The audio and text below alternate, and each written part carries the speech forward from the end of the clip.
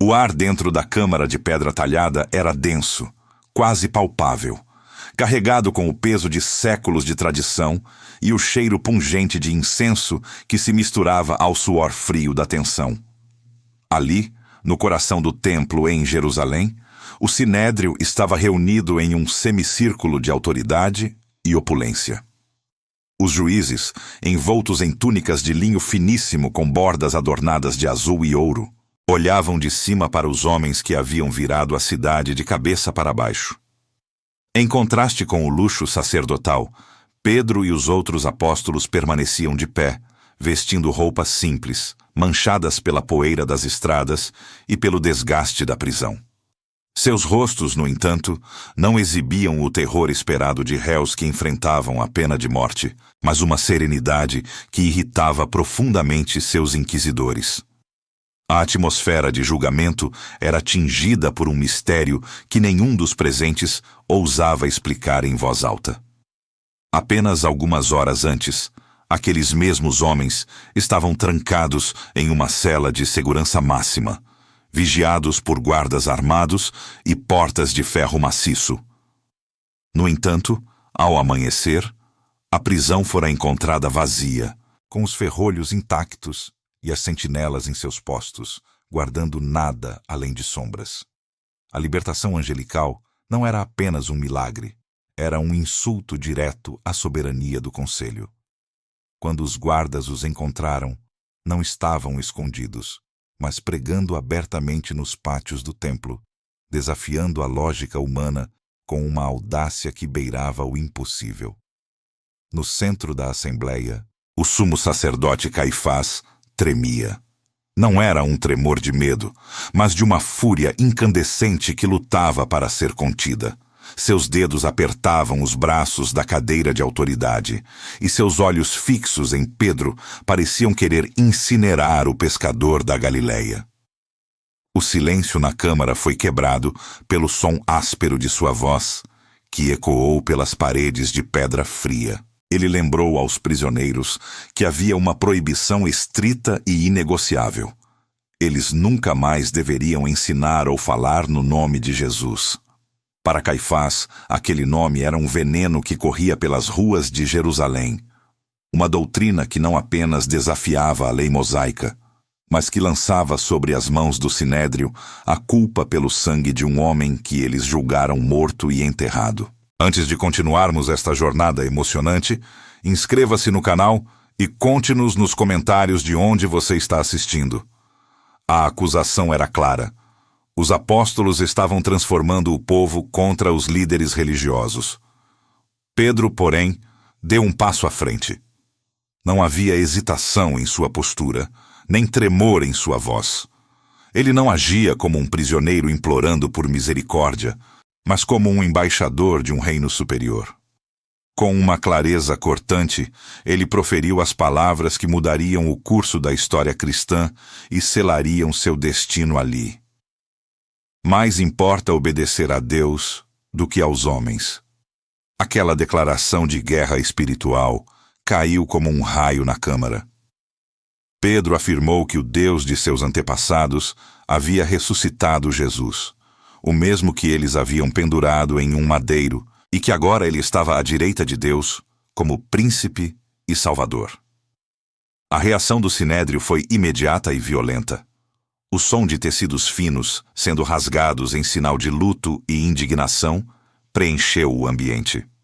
Gritos de blasfêmia ecoaram, e o que era para ser um julgamento formal transformou-se em um clamor por execução sumária. O ódio político dos saduceus, que negavam a ressurreição, colidia com a convicção inabalável de homens que afirmavam ter comido e bebido com o Cristo vivo. Os guardas do templo, percebendo a mudança no clima, começaram a desembainhar suas espadas, e a intenção de apedrejar os apóstolos ali mesmo, dentro do recinto sagrado, tornou-se uma possibilidade real e iminente. O medo da perda de controle consumia o conselho. Eles viam seu poder escorrer por entre os dedos, enquanto uma nova e incontrolável força se espalhava por Jerusalém. No ápice da tensão, Quando o braço da lei estava prestes a descer com força letal, uma figura imponente se levantou do seu assento. Gamaliel, o doutor da lei, o mestre mais respeitado de sua geração e mentor de Saulo de Tarso, estendeu a mão pedindo silêncio. Sua autoridade era tão absoluta que até o ódio de Caifás foi forçado a fazer uma pausa. O destino dos apóstolos agora pendia por um fio, preso nas palavras que o sábio fariseu estava prestes a pronunciar. Gamaliel era um homem cuja presença física e intelectual exigia reverência imediata. Como doutor da lei e neto do lendário Hillel, sua sabedoria era o pilar central sobre o qual se sustentava grande parte da interpretação teológica de Israel naquela época. Enquanto a câmara de pedra talhada ardia em um frenesi de fúria cega, ele permanecia como uma rocha de sobriedade em meio a um mar de emoções descontroladas. Ele não era um seguidor de Jesus, mas era um mestre supremo da prudência e do discernimento. Com um gesto firme e silencioso, ele ordenou que os apóstolos fossem retirados do recinto por alguns momentos, limpando a sala de testemunhas. Os guardas do templo, embora relutantes diante da fúria visível de Caifás, obedeceram prontamente à autoridade moral de Gamaliel. As pesadas portas de bronze se fecharam com um estrondo ecoante, deixando os juízes a sós em um ambiente de conspiração sombria, onde o silêncio agora pesava tanto quanto o clamor anterior. Olhando profundamente nos olhos de seus pares, Gamaliel começou a falar com uma voz calma, porém cortante. Ele não apelou para a misericórdia emocional, mas para a perspectiva histórica e para a lógica fria da providência divina. Lembrou-lhes, com precisão cirúrgica, de Teudas, um homem que surgiu anos antes, alegando ser alguém de grande importância. Ele atraiu cerca de 400 seguidores fervorosos, mas assim que foi morto, seu movimento se desvaneceu como fumaça ao vento. Depois dele, Gamaliel mencionou Judas, o Galileu, que liderou uma revolta perigosa nos dias do recenseamento romano. Ele também pereceu de forma trágica, e todos os que o seguiam foram dispersos, sem deixar rastros duradouros. Gamaliel traçava um padrão histórico claro para o conselho. Movimentos baseados meramente no ego ou na vontade humana carregam em si a semente da própria destruição e desintegração. O tempo, segundo ele, era o juiz mais implacável e honesto de todas as causas que se diziam religiosas. A sala estava imersa em uma audição absoluta e tensa. Gamaliel, então, lançou o seu argumento central, uma admoestação que ecoaria pelos séculos de história cristã. Ele advertiu solenemente que, se o conselho ou a obra daqueles homens fosse de origem meramente humana, ela se desfaria naturalmente, sem a necessidade de intervenção violenta ou martírio público. No entanto, ele elevou o tom de sua voz para proferir a frase que silenciou até o mais radical e barulhento dos saduceus. Se aquilo fosse, de fato, um agir direto de Deus, nada no mundo, nem mesmo o poder secular do Sinédrio ou as legiões invencíveis de Roma, poderia destruí-los. Ele concluiu seu discurso com um aviso profético que gelou a espinha dos presentes, que tivessem extremo cuidado para não serem achados lutando contra o próprio Deus de seus antepassados. O conflito interno no Sinédrio era quase palpável no ar. Caifás e os saduceus sentiam o gosto amargo da frustração política e religiosa. Eles queriam sangue fresco, queriam silenciar aquela heresia crescente com a morte definitiva de seus líderes. Contudo, a lógica de Gamaliel era irrefutável dentro da tradição legalista. Atacar um movimento que possuía a remota possibilidade de ter a mão de Deus seria um suicídio espiritual para a nação. A tensão entre o ódio mortal e a prudência criou um impasse que só poderia ser resolvido com um acordo tenso e sombrio. Eles não os matariam naquele dia, mas não permitiriam que saíssem impunes. O compromisso foi selado com crueldade. A morte seria trocada pelo açoite, Uma punição que visava não apenas causar dor física extrema, mas destruir a dignidade e a determinação férrea daqueles homens galileus. A decisão foi oficializada com um aceno seco e impaciente de Caifás. A frustração de ter que ceder ao conselho de um fariseu estava estampada em cada linha de seu rosto, mas a oportunidade de infligir sofrimento físico severo aos prisioneiros servia como um consolo sádico. Os apóstolos, incluindo Pedro e João, foram chamados de volta à câmara de pedra talhada. Ao cruzarem o limiar novamente, eles não encontraram a sentença de liberdade plena que o discurso de Gamaliel poderia sugerir, mas o olhar sádico dos guardas e a presença sinistra dos chicotes de couro já preparados.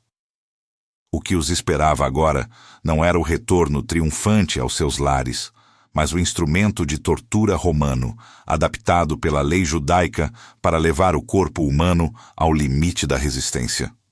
O ar tornara-se gelado e pesado, e o brilho nos olhos de Pedro encontrou a sombra da flagelação que estava prestes a rasgar sua carne sensível e cansada. Os guardas do templo conduziram Pedro, João e os demais apóstolos para o pátio interno, onde o castigo físico seria executado sem piedade. O silêncio sepulcral da câmara de pedra talhada foi abruptamente substituído pelo som seco e ritmado do couro sendo desenrolado com precisão brutal. De acordo com a rigorosa lei judaica, seriam exatamente 39 chicotadas, o limite estabelecido para que o réu não perdesse a vida sob o peso da punição, mas que chegasse perigosamente à beira do colapso físico total.